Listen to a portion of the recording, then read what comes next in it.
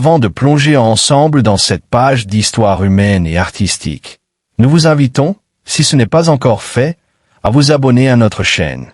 Ici, nous mettons en lumière les visages derrière les célébrités, les histoires que l'on ne raconte pas dans les médias, les blessures cachées, les vérités tues, mais essentielles.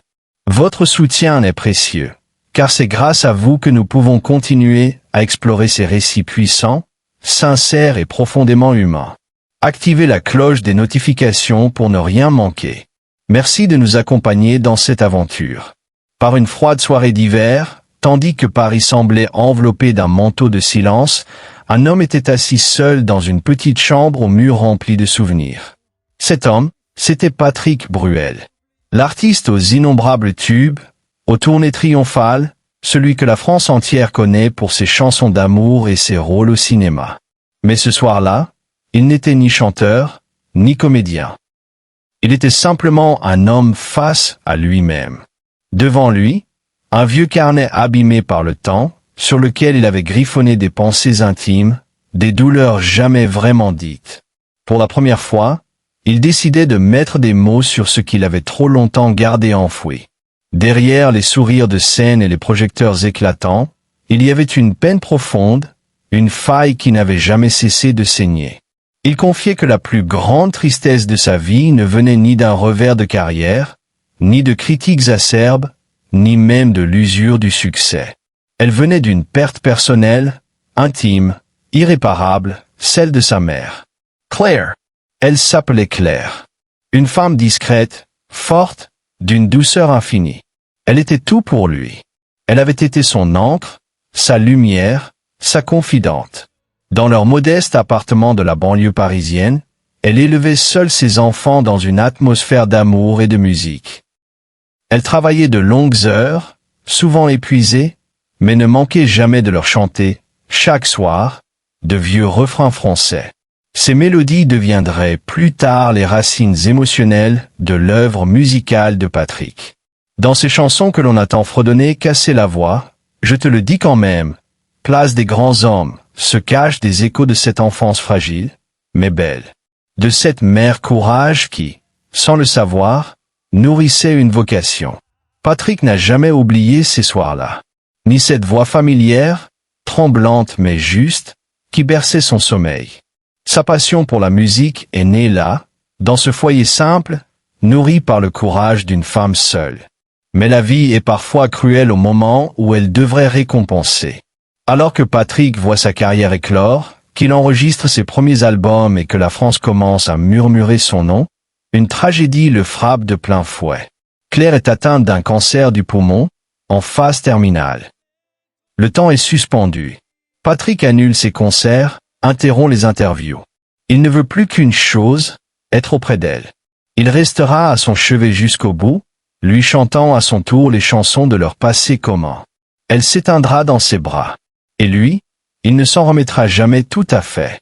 Il dira un jour, dans un souffle, quand elle est partie, une partie de moi est partie avec elle. Cette blessure, il ne l'a jamais exhibée. Il l'a transformée en art, en musique, en silence aussi. Il y a dans chaque mot de ses chansons une trace de regret, d'absence, de ce qu'il n'a pas eu le temps de dire. Et derrière l'idole, l'homme pleure encore ce lien rompu. Mais Patrick Bruel, ce n'est pas seulement une histoire de perte. C'est aussi un récit de résilience. Né à Tlemcen, en Algérie, en 1959, au sein d'une famille juive, il a vécu l'exil très jeune.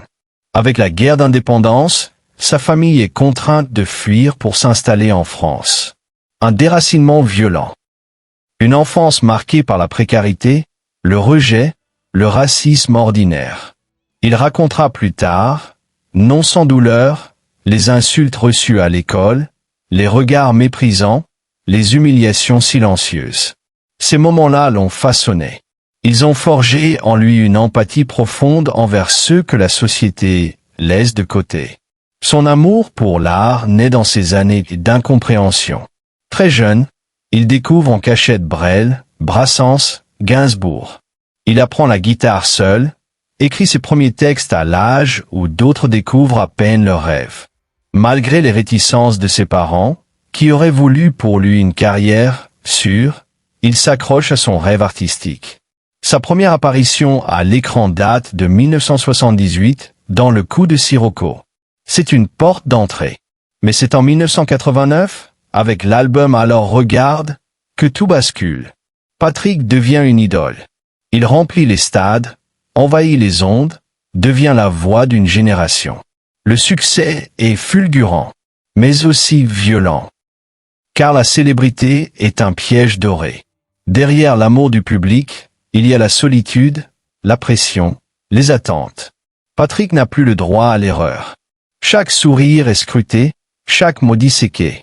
Et quand, des années plus tard, une accusation viendra entacher sa réputation, une accusation finalement levée, mais relayée avec zèle par les médias, il vacillera.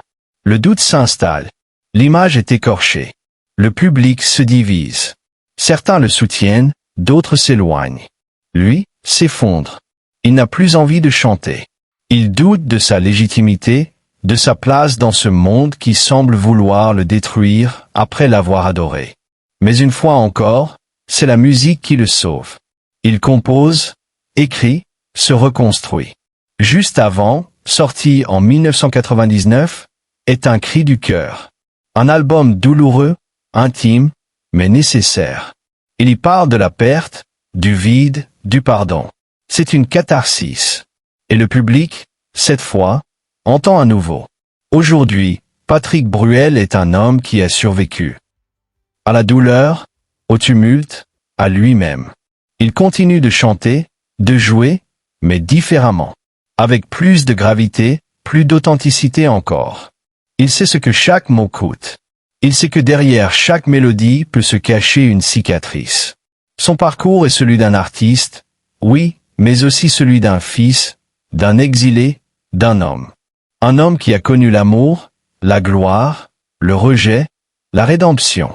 Et qui, malgré tout, continue d'avancer. Ce que vous venez de lire est plus qu'un simple portrait.